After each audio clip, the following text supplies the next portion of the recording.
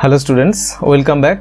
আজকে আমরা আলোচনা করব কারেন্ট ইলেকট্রিসিটির কিছু নিউমেরিক্যাল প্রবলেম নিয়ে, যেগুলো আমরা এনসিইআরটি ক্লাস 12 চ্যাপ্টার 3 এর 3.9 থেকে 3.13 অবধি যে নিউমেরিক্যাল প্রবলেমগুলো আছে সেগুলো নিয়ে আমরা ডিসকাস করব। Hello students, welcome to physics orbit. চলো শুরু করা যাক।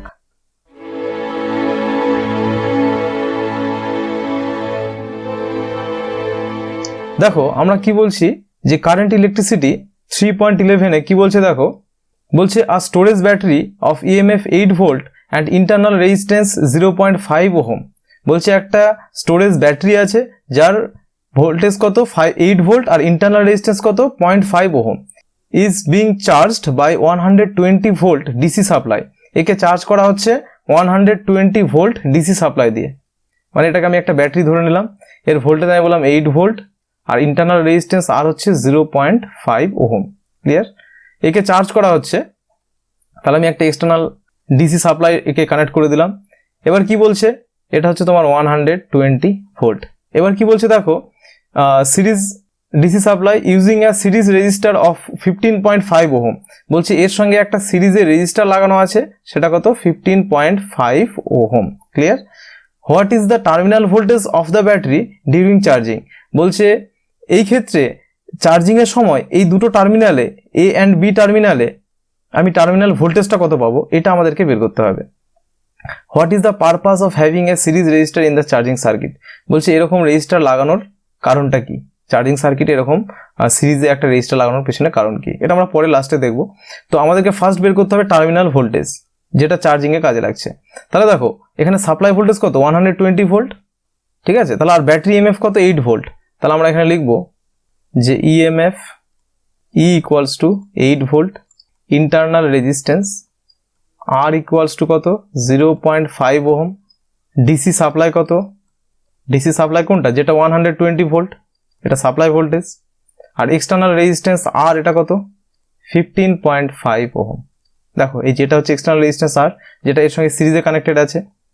তাহলে ফার্স্ট আমাদের কি দেখতে হবে, যে এই যে 120 ভোল্ট যে সাপ্লাই আর এই যে 8 ভোল্টের যে ব্যাটারি, ঠিক আছে, একে তো চার্জিং করা হচ্ছে। তাহলে যখনই আমি একে কানেক্ট করব, আমার তাহলে কি হবে, এই সাপ্লাই থেকে এই ভোল্টেজটা মাইনাস হয়ে যাবে না।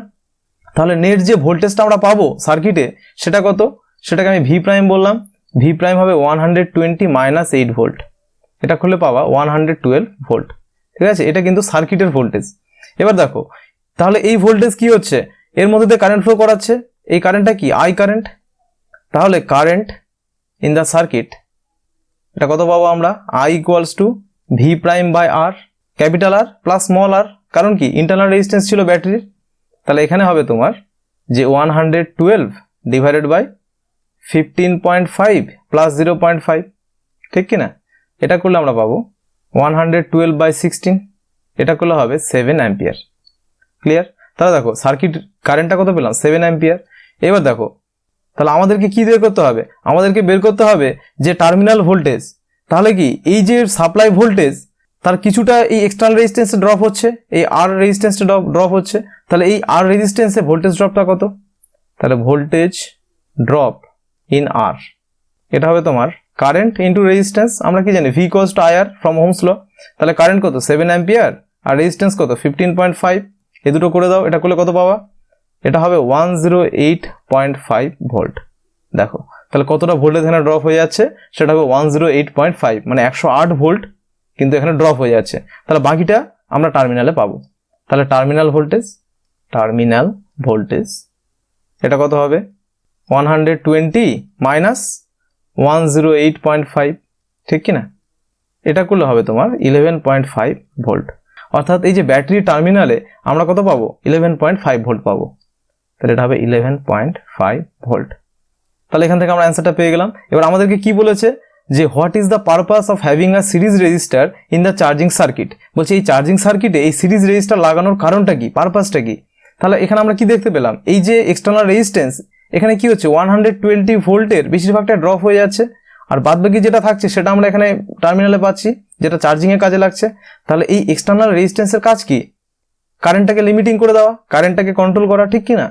তাহলে আর কি করছে, R is limiting the external current in the circuit to prevent the damage of the cell, যার ফলে কি হচ্ছে, সেলটা ড্যামেজ হচ্ছে না। তার মানে 120 ভোল্ট সাপ্লাই থাকা সত্ত্বেও যেহেতু আমি এক্সটার্নাল রেজিস্ট্যান্স কানেক্ট করে রেখেছি, এই কিছুটা ভোল্টেজ ড্রপ করবে আর কিছুটা কারেন্টকে সে কন্ট্রোল করবে, যার জন্য এই ব্যাটারিতে যাতে এক্সেস ভোল্টেজ না চলে আসে বা এর মধ্যে এক্সেস কারেন্ট যাতে ফ্লো না করে, সেই ক্ষেত্রে এটাকে লিমিটিং করে দিচ্ছে। ঠিক আছে, তো এই পারপাসটা আমি এখান থেকে পেয়ে গেলাম। ক্লিয়ার? এরপরে আমরা দেখব 3.12 কি বলছে দেখো, বলছে in a potentiometer arrangement a cell of EMF 1.25 volt gives a balance point at 35.0 centimeter length in the wire। দেখো পোটেনশিওমিটার আমরা দেখেছি যে যেখানে কি হয়, সেখানে একটা আমরা নাল পয়েন্ট ডিটেক্ট করতে পারি, যে একটা আননোন রেজিস্ট্যান্স বের করার সময় যে নাল পয়েন্ট, সেটা বলছে যদি আমি সাপ্লাই যে ব্যাটারিটা সেটা যদি 1.25 ভোল্ট হয়, সেই ক্ষেত্রে নাল পয়েন্ট হচ্ছে 35 সেন্টিমিটারে। If the cell is replaced by another cell, যদি ওই সেলটা রিপ্লেস করা হয় অন্য একটা সেল দিয়ে, তাহলে the balance point shifted to 63 centimetre, তখন সেই নাল পয়েন্ট যেটা সেটা শিফট করে যাচ্ছে তোমার 63 সেন্টিমিটারে। What is the EMF of the second cell, second সেলের ইএমএফ কত? তাহলে এখানে দুটো কেস আমরা এখানে দেখবো। নাম্বার 1, ইএমএফটা কত ছিল, ইএমএফটা ছিল E1, এটা কত 1.25 ভোল্ট, তাই না? এই ক্ষেত্রে নাল পয়েন্টটা কি এসেছিল, নাল পয়েন্ট L1টা এসেছিল 35 সেন্টিমিটার। আর সেকেন্ড কেসে কি ছিল, সেকেন্ড কেসে ইএমএফটা কত, এটাকে আমরা বলছি E2। তো এই E2 এই ভ্যালুটা আমাদেরকে বের করতে হবে। আর এই ক্ষেত্রে নাল পয়েন্ট যেটা সেটা L2 ধরছি, এটা কত 63.0 সেন্টিমিটার, তাই না? তাহলে দেখো, তাহলে এই রিলেশনটা আমরা কি পাবো, এখানে যে রিলেশনটা আমরা পাবো সেটা হচ্ছে তোমার যে E1/E2 ইকুয়ালস টু L1/L2। বুঝতে পারছো? তার মানে কি, এদের যদি আমি ইএমএফ এর রেশিও বের করি, তাহলে আমার নাল পয়েন্টের যে লেন্থ এর রেশিওটা এটা হবে। তাহলে এখান থেকে যদি আমি ভ্যালু পুট করি, তাহলে কি হবে 1.25/E2 ইকুয়ালস টু 35/63। ক্লিয়ার? তাহলে এখান থেকে E2 বের করবো আমরা, এটা কি হবে 1.25 ইন্টু 63 ডিভাইড বাই 35, এটা করলে হবে তোমার 2.25 ভোল্ট। তাহলে দেখো সেকেন্ড ইএমএফটা কত, এটা হচ্ছে তোমার 2.25 ভোল্ট। তাহলে পরের ক্ষেত্রে ইএমএফ যেটা সেটা হবে তোমার 2.25।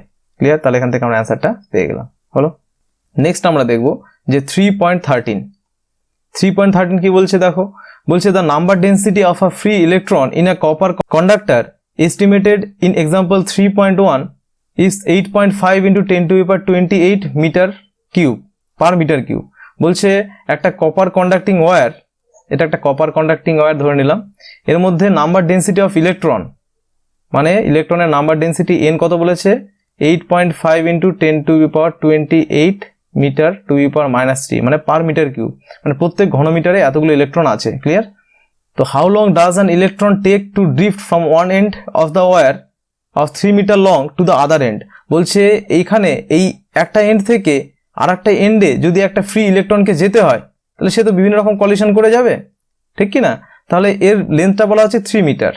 তাহলে এখানে লেন্থ এল এর ভ্যালুটা বলেছে 3 মিটার, আর এর এক প্রান্ত থেকে আরেক প্রান্তে একটা ইলেকট্রনকে যেতে এর টাইমটা কত লাগবে এটা বের করতে বলেছে। তাহলে এই ক্ষেত্রে কি, এই ক্ষেত্রে ড্রিফট ভেলোসিটি কাজ করবে না। আমরা কি জানি যে কোনো একটা কপার কন্ডাক্টিং ওয়্যারের মধ্যে ইলেকট্রনগুলো প্রথমে র্যান্ডমলি ছোটাছুটি করে, তাহলে যখন আমরা ইলেকট্রিক ফিল্ড অ্যাপ্লাই করি তখন তারা নির্দিষ্ট একটা ডাইরেকশনে মুভ করে, যেই ভেলোসিটি নিয়ে তারা মুভ করে সেই ভেলোসিটিকে আমরা বলছি ড্রিফট ভেলোসিটি। তো ড্রিফট ভেলোসিটি নিয়ে আমরা আলাদা ক্লাসে আলোচনা করেছি। তো ড্রিফট ভেলোসিটি তোমাদেরকে ডিটেলসে জানতে হলে তোমরা প্লেলিস্টে চেক করলে তোমরা ড্রিফট ভেলোসিটি রিলেটেড সব ভিডিও পেয়ে যাবে। সেখানে আমরা কারেন্ট ইন এ কন্ডাক্টর এই টপিকে আমরা আলোচনা করেছিলাম। তাহলে ড্রিফট ভেলোসিটি যদি ইলেকট্রনগুলো মুভ করে, তাহলে টি টাইম পরে সে এই লেন্থটা ট্রাভেল করবে, তাহলে সেখান থেকে আমরা টাইমটাকে বের করতে পারবো, ঠিক কি না? এখানে ক্রস সেকশন এরিয়াটা কত বলেছে, এখানে ক্রস সেকশন এরিয়া এ, এটার ভ্যালু দেওয়া আছে তোমার 2 ইন্টু 10⁻⁻6 মিটার স্কোয়ার। বলছে ইট carry a current of 3 ampere. আবার বলছে কি এর মধ্যে যে কারেন্ট ফ্লো হচ্ছে এই আই, এর ভ্যালু হচ্ছে 3 অ্যাম্পিয়ার। হলো, তাহলে এখানে কি কি ইনফরমেশন দেওয়া আছে দেখো। তাহলে এখানে আমরা কি পাচ্ছি, number density n equals to কত, এটা হবে তোমার 8.5 ইন্টু 10⁻28 পার মিটার কিউব। দেখো লেন্থটা কত বলেছে, l ইকুয়ালস টু 3 মিটার। এবার দেখো ক্রস সেকশন এরিয়াটা কত বলেছে, এরিয়া এ এটা কত বলেছে দেখো 2 ইন্টু 10⁻⁻6 মিটার স্কোয়ার। আর কারেন্ট কত, current I equals to 3 ampere, ঠিক কি না? তাহলে ড্রিফট ভেলোসিটির ফর্মুলা যদি আমরা ইউজ করি, আমরা কি জানি যে ড্রিফট ভেলোসিটি আমরা কি জানি VD, ঠিক কি না? আমরা কি জানি I divide by N E A. তো এখান থেকে আমরা কি করব, আইটাকে বের করব। তাহলে আই ইকুয়ালস টু কী হবে, এন ই এ ইন্টু ভিডি হবে না। ইটা কি, এটা হচ্ছে ইলেকট্রনের চার্জ। তো এখানে আমরা প্রত্যেকটার ভ্যালু আমরা জানি, নাম্বার ডেন্সিটি জানি, ইলেকট্রনের চার্জ জানি, এরিয়া জানি। ভিডিটা কী হবে, ভিডিটাকে আমরা লিখতে পারি যা এরকম লিখতে পারি না যে VD equals to length by time, এই যে টোটাল লেন্থ আর এই টাইম। তাহলে এখানে আমরা লিখবো যে I equals to N E A L by T. ঠিক আছে, তাহলে এখান থেকে টিটা কী হবে, N E A L by I, তাই না? তাহলে এই ভ্যালুগুলো এখানে পুট করতে হবে আমাদের। তাহলে এখানে ভ্যালুগুলো পুট করো। এন এর ভ্যালু কত, 8.5 ইন্টু 10⁻28। ই এর ভ্যালু কত, 1.6 ইন্টু 10⁻−19। এর ভ্যালু কত, 2 ইন্টু 10⁻6 হলো। তাহলে এন ই এ এল, লেন্থটা কত 3 মিটার, বাই আই কারেন্টটা কত 3 অ্যাম্পিয়ার হলো। তাহলে এটা ক্যালকুলেট করলে কত হবে, এটা যদি আমরা ক্যালকুলেট করি এটা হবে 2.7 into 10⁻4 second. This is the time T. তাহলে দেখো একটা ইলেকট্রনকে এই লেফট সাইড থেকে রাইট সাইডে যেতে গেলে তার কতটা টাইম লাগবে, 2.7 ইন্টু 10⁻4 সেকেন্ড টাইম লাগবে। তাহলে এখান থেকে আমরা এই অ্যান্সারটা পেয়ে গেলাম, 2.7 into 10⁻4 second. This is the answer. Clear? Next আমরা দেখব 3.9। 3.9 এ কি বলেছে দেখো, বলছে determine the current in each branch of the network shown in figure 3.30। এই যে ফিগার তোমরা দেখতে পাচ্ছ রাইট সাইডে, এই ফিগারে প্রত্যেকটা ব্রাঞ্চের মধ্যে দিয়ে কারেন্টটা বের করতে বলেছে। এখানে যদি আমরা দেখি তাহলে দেখো এটা কীরকম একটা হুইস্টন ব্রিজের মতো স্ট্রাকচার না? দেখো এখানে একটা স্কোয়ার স্ট্রাকচার দেখতে পাচ্ছ না তোমরা? এখানে দেখো এর প্রত্যেকটা সাইডে একটা করে রেজিস্ট্যান্স আছে। এটা কত, 10 ওহম, 5 ওহম, 10 ওহম, 5 ওহম, আর মিডিলে একটা 5 ওহম আছে। আর এখানে এক্সটার্নালি আর একটা রেজিস্ট্যান্স আছে 10 ওহম, আর তার সঙ্গে একটা ইএমএফ বা ব্যাটারি কানেক্টেড আছে, সেটা হচ্ছে 10 ভোল্ট। ঠিক আছে, তাহলে এর প্রত্যেকটা ব্রাঞ্চে প্রত্যেকটা লুপে আমরা কেভিএল অ্যাপ্লাই করব, কারশফস ভোল্টেজ ল। সেখান থেকে আমরা কারেন্টটাকে বের করতে পারবো। ঠিক আছে, তাহলে দেখো ব্যাটারি থেকে যে কারেন্টটা বেরোচ্ছে এটাকে আমরা বলছি I1। এবার এই I1 কারেন্ট যখন এ টার্মিনালে আসছে, এই দুটোর পাথ বরাবর সেপারেট হয়ে যাবে না? এই উপরের পাথের কারেন্টটাকে আমরা বলছি I2, আর নিচের পাথের কারেন্টটাকে বলছি আমরা I3। ঠিক আছে, আর এই যে মিডল বরাবর যে কারেন্টটা ফ্লো করছে এটাকে আমরা বলছি I4। তাহলে I3 I2 কারেন্ট এদিক দিয়ে ঢুকছিল, I4 কারেন্ট এদিকে সেপারেট হয়ে গেল। তাহলে এই ব্রাঞ্চে কতটুকু কারেন্ট ফ্লো করবে, এটা হবে তোমার I2 মাইনাস I4। ঠিক আছে, তাহলে I3 কারেন্ট এই ব্রাঞ্চ দিয়ে ফ্লো করছিল, এই ব্রাঞ্চ দিয়ে I4 কারেন্ট ফ্লো করছিল। এটা যখন এই টার্মিনালে আসবে এখানে তাহলে টোটাল কারেন্টটা কত হবে, এটা হবে তোমার I3 প্লাস I4। ঠিক আছে, তাহলে দেখো I3 প্লাস I4 আর I2 মাইনাস I4, এই I4 কাটো, I2 প্লাস I3, দেখো I2 প্লাস I3 মানে কি I1। তাহলে এই I1 কারেন্ট আবার এই টার্মিনাল দিয়ে বেরিয়ে যাবে। তাহলে দেখো যে কারেন্ট ঢুকেছিল সেই টোটাল কারেন্ট আবার বেরিয়ে গেল। তাহলে KCL অ্যাপ্লাই হচ্ছে এখানে। আমরা কি করব, প্রত্যেকটা ব্রাঞ্চে ভোল্টেজ বের করার জন্য আমাদের কি করতে হবে, KVL অ্যাপ্লাই করতে হবে। তাহলে কিচ্ছু না, শুধু KVL আমরা অ্যাপ্লাই করব প্রত্যেকটা ব্রাঞ্চে। দেখো তাহলে KVL in A B D A মানে কি, এই দেখো এ থেকে বি হয়ে এটা হচ্ছে ডি, এটা এ, মানে এই যে ট্রায়াঙ্গুলার যে ব্রাঞ্চটা দেখতে পাচ্ছ এখানে আমরা KVL অ্যাপ্লাই করব। আমরা কি জানি, টোটাল ভোল্টেজটা 0 হয়ে যাবে। তাহলে দেখো এই 10 ওহম রেজিস্ট্যান্সের মধ্যে I2 কারেন্ট ফ্লো করছে, তাহলে আমরা লিখবো যে 10I2 প্লাস 5I4। কারণ কি I4 এর মধ্যে দিয়ে 5 ওহমের মধ্যে দিয়ে I4 কারেন্ট ফ্লো করছে। আর দেখো তাহলে এই দুটো কারেন্ট কি, এই দুটো কারেন্ট ক্লকওয়াইজ, যাকে আমরা পজিটিভ ধরেছি, আর এই কারেন্টটা কি দেখো অ্যান্টি ক্লকওয়াইজ, তাহলে আমরা কি ধরবো, নেগেটিভ। তাহলে হবে -5I3, এটাকে আমরা করবো 0। ক্লিয়ার? এটাকে যদি আমরা সলভ করি তাহলে কি হবে, এটা হবে 2I2 plus I4 minus I3 equals to 0। এটা করলে হবে যে I3 equals to 2I2 plus I4, এটা হচ্ছে 1 নম্বর ইকুয়েশন। ক্লিয়ার? একই রকমভাবে KVL আমরা অ্যাপ্লাই করব এই লুপে, ডান দিকে যে ট্রায়াঙ্গুলার লুপ, এখানে যদি KVL অ্যাপ্লাই করি তাহলে কি হবে, দেখো KVL ইন BCDB হলো, এখানে অ্যাপ্লাই করো তাহলে কি হবে, I2 minus I4 into 5 ohm, তাহলে I2 minus I4 into 5 ohm. আর এই দুটো কি, এই দুটো অ্যান্টি ক্লকওয়াইজ, তার মানে দুটো মাইনাস হয়ে যাবে, minus 5I4 minus 10I3 plus I4, ঠিক কি না, দ্যাট ইজ ইকুয়ালস টু 0। এটা করলে আমরা পাবো, এটা সবগুলো তোমরা ক্যালকুলেট করবে, ক্যালকুলেট করলে লাস্টে আমরা পাবো যে I2 equals to twice I3 plus 4I4 হলো। একে আমরা বললাম ইকুয়েশন নাম্বার 2। ক্লিয়ার? একই রকমভাবে এবার আমরা KVL অ্যাপ্লাই করবো যে ABC, এটাকে আমরা বলছি F, এটাকে বলছি E হয়ে এতে। ঠিক আছে, তাহলে KVL in A B C F E A পুরো লুপটাতে এর বাইরের পুরো লুপটাকে যদি আমরা এই KVL অ্যাপ্লাই করি তাহলে কি হবে দেখো, এটা করলে হবে তোমার, দেখো এখানে I1 কারেন্ট 10 ওহমের মধ্যে ফ্লো করছে, এখান থেকে শুরু হচ্ছে, এই সেল থেকে আমরা দেখব যে I1 কারেন্ট 10 ওহমের মধ্যে ফ্লো করছে, তারপরে এই 10 ওহমের মধ্যে I2 কারেন্ট ফ্লো করছে, 5 ওহমের মধ্যে I2 - I4 ফ্লো করছে, তারপরে এসে সেল বা ব্যাটারি। তাহলে 10 I1 plus 10 I2 plus 5 into I2 - I4 minus 10 কেন করলাম, কারণ এই যে EMF এটাকে মাইনাস করতে হবে, ঠিক কি না, এটা হয়ে যাবে 0। এটা যদি আমরা ক্যালকুলেট করি এটা আমরা পাবো 10 = 15 I2। দেখো এই ইকুয়েশনটা আমরা এখান থেকে পেলাম, এখান থেকে যদি আমরা ক্যালকুলেট করি তাহলে আমরা কি পাবো, এটা এখান থেকে আমরা পাবো যে 3 I2 plus 2 I1 minus I4 = 2। Clear? তাহলে দেখো এখান থেকে আমরা এই ইকুয়েশনটা পাচ্ছি, এটাকে আমরা বলছিলাম ইকুয়েশন নাম্বার 3। তাহলে দেখো আমরা তিনটে ইকুয়েশন পেলাম না, নাম্বার 1, নাম্বার 2 এন্ড নাম্বার 3। এই তিনটাকে আমরা এবার সলভ করব। দেখো এবার আবার ইকুয়েশন নাম্বার 1 আর ইকুয়েশন নাম্বার 2 এই দুটো থেকে কি পারি, এখানে দেখো I2 আছে না, এই I2 এর ভ্যালুটা যদি আমি এখানে পুট করি তাহলে কি হবে দেখো, তাহলে আবার ফ্রম ইকুয়েশন 1 and 2 আবার আমরা এখানে করব যে ফ্রম ইকুয়েশন 1 and 2, ঠিক আছে, ইকুয়েশন 1 এ 2 এর ভ্যালু পুট করব, তাহলে কি হবে I3 = twice I3 plus 4 I4, এই ভ্যালুটা আমরা এখানে পুট করলাম প্লাস I4, ঠিক আছে। তাহলে আমরা এই ইকুয়েশনটা, তাহলে এই ভ্যালুটা আমরা এখানে পুট করলাম, এটা করলে কি হবে দেখো, এটা করলে হবে তোমার 4 I3 প্লাস 9 I4, এদিকে তো একটা I3 থাকবে, তাহলে এখানে এই I3টাকে বাঁ দিকে নিয়ে আসো, তাহলে কি হবে -3 I3 = 9 I4, এখান থেকে আমরা I3 এর ভ্যালু পাবো -3 I4। ক্লিয়ার? তাহলে এটা হচ্ছে তোমার ইকুয়েশন নাম্বার 4। তাহলে এই ভ্যালুটা যদি আমরা, তাহলে এই ভ্যালুটাকে যদি আমরা আবার ইকুয়েশন নাম্বার 1 এ পুট করি তাহলে কি পাবো দেখো, তাহলে আবার ফ্রম ইকুয়েশন 1 কি পাবো, I3 জায়গায় লিখবো আমরা 3 I4 = twice I2 plus I4, এখান থেকে আমরা পাবো যে 2 I2 = -4 I4, এখান থেকে I2 ভ্যালু আসবে তোমার -twice I4। ক্লিয়ার? তাহলে এখান থেকে একটা আমরা ইকুয়েশন পাচ্ছি, ইকুয়েশন নাম্বার 5। তাহলে এই ভ্যালুটা এখানে পুট করলে আমরা আবার এটা পাচ্ছি, ঠিক আছে। আবার দেখো এবার কি করবো আমরা, এই যে ছবিতে দেখতে পাচ্ছ এই যে I1 মানে কি I2 প্লাস I3, এই I1 কারেন্ট মানে I2 প্লাস I3, এখান থেকে যদি আমরা লিখি আবার ফ্রম ফিগার আমরা কি লিখতে পারি যে I1 = I2 প্লাস I3, ঠিক কি না।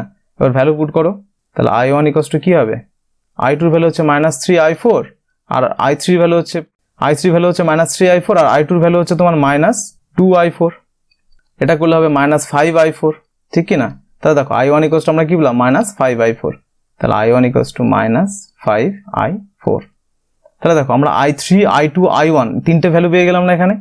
এবার এই তিনটে ভ্যালু যদি আমরা ইকুয়েশন 3 এ পুট করি, ইকুয়েশন 3 তে যদি আমরা পুট করি তাহলে কি পাবো, ইকুয়েশন 3 মানে এইটা, এখানে পুট করো, এখানে যদি আমরা পুট করি 3 I2 এর ভ্যালু কত -2 I4, ঠিক, প্লাস 2 I1 এর ভ্যালু কত -5 I4, ঠিক, মাইনাস I4 এর ভ্যালু কত, এটা তো I4ই থাকবে, দ্যাট ইজ ইকুয়ালস টু 2 হলো।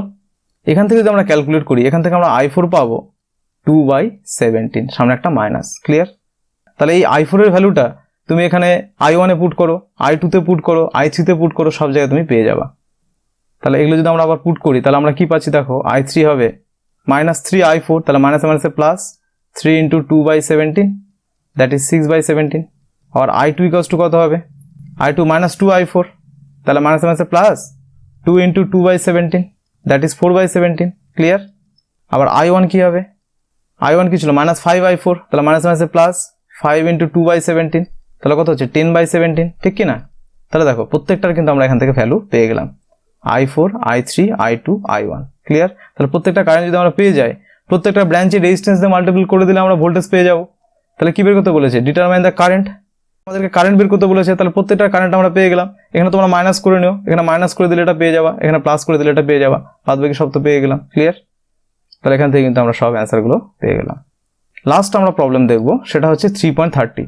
3.10 কি বলছে দেখো, বলছে in a metre bridge the balance point is found to be at 39.5 centimetre. এটা একটা মিটার ব্রিজের ছবি দেখতে পাচ্ছ তোমরা। এখানে ব্যালেন্স পয়েন্ট কোনটা বলো তো, এই যে জকি যেখানে আমরা কানেক্ট করছি, ঠিক আছে। মিটার ব্রিজ যদি তোমরা ডিটেলসে জানতে চাও তাহলে তোমরা প্লেলিস্টে গিয়ে আমরা আলাদা ভিডিওতে আমরা মিটার ব্রিজ হুইস্টন ব্রিজ আলোচনা করেছি, সেখানে গিয়ে তোমরা ডিটেলসে দেখতে পারো।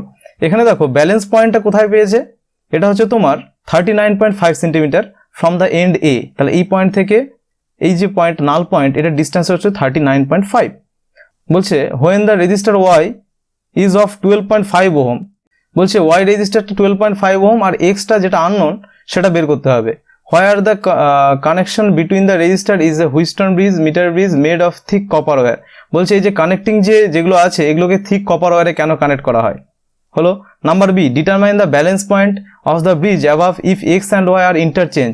বলছে এই একটা এটাকে বলছি আমরা ওয়াই, এটাকে বলছি এক্স, এই দুটোকে যদি ইন্টারচেঞ্জ করা হয় তাহলে কি হবে। তারপর নাম্বার সি কি বলছে, what happened if the galvanometer and the cell are interchange at the balance point of the bridge. আবার কি বলছে, যদি গ্যালভানোমিটার জি আর এই সেলটাকে যদি ইন্টারচেঞ্জ করা তাহলে আবার কি হবে। এই তিনটে আমরা অ্যান্সার দেখবো এখানে। তাহলে নাম্বার এতে কি বলেছে, determine the resistance unknown resistance x, এখানে আননোন রেজিস্ট্যান্স এক্সটা বের করতে বলেছে। তাহলে নাল পয়েন্ট কোথায় পেয়েছি আমরা, L1 এ, এটা কত 39.5 সেন্টিমিটার। আর ওয়াই এর রেজিস্ট্যান্সটা কত, এটা হচ্ছে 12.5 ওহম, তাই না। আর এক্সটা কি আননোন, এটা আমাদেরকে বের করতে হবে।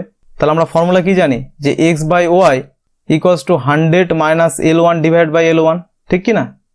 তাহলে এখানে আমরা ভ্যালু পুট করব, যে এক্স এর ভ্যালু জানি না, ওয়াই এর ভ্যালু হচ্ছে তোমার 12.5, তাহলে 100 মাইনাস 39.5 ডিভাইড বাই 39.5। তাহলে এখান থেকে আমরা এক্স এর ভ্যালুটা বের করতে গেলে কি করতে হবে, ক্রস অ্যাঙ্গেল মাল্টিপ্লিকেশন করতে হবে। এখানে তোমরা মাইনাস করে ক্রস অ্যাঙ্গেল মাল্টিপ্লিকেশন করবা, এখানে এক্স এর ভ্যালু আসবে 8.2 ওহম। ক্লিয়ার। এবার নাম্বার বি কি বলেছে, নাম্বার বি বলেছে যে থিক কপার কানেক্টর কেন দেওয়া হয়। এখানে এগুলো থিক কপার কানেক্টর কেন দেওয়া হয়, কারণ কি যত থিক হবে তত রেজিস্ট্যান্স কম হবে, ঠিক কি না। কারণ কি এখানে যদি রেজিস্ট্যান্স হয়ে যায় তাহলে রেজিস্ট্যান্সটা ভ্যারি করে যাবে তো, ঠিক কি না। তো এখানে থিক কপার কানেক্টর কেন হয়, কারণ হচ্ছে এখানে to minimize the resistance of the circuit, হলো সার্কিটের রেজিস্ট্যান্সটাকে মিনিমাইজ করার জন্য। নাম্বার সি কি বলছে, what happen if the galvanometer and the cell are interchange as the balance point of the bridge. Balance পয়েন্টে যদি গ্যালভানোমিটার আর সেল একে যদি ইন্টারচেঞ্জ করা হয় তাহলে কি হবে। দেখো সার্কিটটা কীরকম, সার্কিটটা হুইস্টন ব্রিজের সার্কিটের উপর ডিপেন্ড করে, ঠিক না। মিটার ব্রিজ কি হুইস্টন ব্রিজের নীতিতে চলে, তাহলে এই ক্ষেত্রে এটা যেহেতু এর উপর ডিপেন্ড করে তাহলে এই ক্ষেত্রে সেলটা আমরা এখানে কানেক্ট করছি আর গ্যালভানোমিটারটা এখানে কানেক্ট করছি, ঠিক না। তাহলে এ পয়েন্ট আর সি পয়েন্ট, তাহলে বি পয়েন্ট আর ডি পয়েন্টের অ্যাক্রসে আমরা গ্যালভানোমিটার কানেক্ট করছি আর এ আর সি এর অ্যাক্রসে সেলটা কানেক্ট করছি। কিন্তু যদি আমরা উল্টিয়ে দেই তাহলে এই যে ratio P by Q equals to R by S, তাহলে ইন ব্যালেন্স কন্ডিশন আমরা কি লিখতে পারি যে P by Q equals to R by S. তাহলে তুমি উল্টে দাও, গ্যালভানোমিটারের জায়গায় ব্যাটারি কানেক্ট করো, ব্যাটারির জায়গায় গ্যালভানোমিটার কানেক্ট করো, কি হবে। তখন দেখো এই যে এই দুটো ব্যালেন্স করছিল, এই দুটো রেশিও আমরা দেখছিলাম, তখন আমরা কি করব, পি বাই আর দেখবো না আর কিউ বাই এস দেখবো। তাহলে দেখো ক্রস একে তো আমরা ইন্টারচেঞ্জ করতেই পারি, তাহলে P by R equals to Q by S দেখবো একই রকম ভাবে। তাহলে যেহেতু এই দুটো ইন্টারচেঞ্জ হয় তাহলে এই দুটোকে ইন্টারচেঞ্জ করলে তো ব্যালেন্সই থাকবে, এই রেশিও তো কোনো চেঞ্জ হচ্ছে না, ঠিক কি না। তাহলে এই দুটোকে ইন্টারচেঞ্জ করলে কিন্তু কোনো এফেক্ট পড়বে না। তাহলে নাম্বার সি এর অ্যান্সার কি হবে, no effect on balance condition. তার মানে গ্যালভানোমিটারের কোনো ডিটেকশন আগেও দেখাবে না পরেও দেখাবে না। ক্লিয়ার, ব্যালেন্স কন্ডিশনে থাকতে হবে অবভিয়াসলি। তাহলে this is the answer of C. হলো, তাহলে এই ছিল আজকে আলোচনার বিষয়। তাহলে আজকে আমরা কি দেখলাম, আজকে আমরা দেখলাম যে এখানে একটা চার্জিং অফ সেলের আমরা একটা প্রবলেম দেখলাম, সেখানে আমরা দেখলাম যে এক্সটার্নাল রেজিস্ট্যান্সটা কেন কানেক্ট করা হয়। এখানে আমরা পোটেনশিওমিটারের একটা এক্সাম্পল দেখলাম। তারপরে আমরা দেখলাম যে কোনো একটা ইলেকট্রন যদি একটা কন্ডাক্টরের মধ্যে কোনো একটা এ পয়েন্ট থেকে বি পয়েন্টে যেতে কতটা টাইম লাগবে, সেখানে সব ডেটাগুলো গিভেন ছিল। এখান থেকে তার টাইমটা আমরা এখান থেকে ক্যালকুলেট করলাম, ঠিক কি না। তারপরে আমরা দেখলাম এরকম যদি একটা কোনো ব্রাঞ্চিং থাকে তাহলে সেই ক্ষেত্রে প্রত্যেকটাতে কারেন্ট আমাদেরকে বের করতে হবে। সেখানে আমরা কেসিএল কেভিএল অ্যাপ্লাই করে প্রত্যেকটা ব্রাঞ্চে সেখানে আমরা কারেন্টটা বের করলাম, I1 I2 I3 I4 এই কারেন্টগুলো আমরা এখান থেকে পেলাম। নেক্সট আমরা দেখলাম যে মিটার ব্রিজের একটা প্রবলেম দেখলাম, এখানে 3 রকম কন্ডিশন দেওয়া ছিল, প্রত্যেকটাতে আমরা এখানে দেখলাম যে নাল পয়েন্ট কীভাবে ডিটেক্ট হচ্ছে, গ্যালভানোমিটারের পজিশন চেঞ্জ করলে তার কি চেঞ্জ হবে কি হবে না। তো এই জিনিসগুলো আমরা এখানে দেখলাম। তো এই ছিল আজকে আলোচনার বিষয়। তো আজকের ক্লাস যদি তোমাদের হেল্পফুল বলে মনে হয় তাহলে তোমরা অবশ্যই বন্ধুদের মধ্যে শেয়ার করবে, আর পরের ক্লাসগুলো পাওয়ার জন্য চ্যানেলটিকে অবশ্যই সাবস্ক্রাইব করবে। আর আজকের ক্লাসে স্টাডি ম্যাটেরিয়াল PDF সব তোমরা টেলিগ্রাম চ্যানেলে পেয়ে যাবে, যার লিঙ্ক ডিসক্রিপশনে দেওয়া আছে। Thanks for watching, see you in the next class.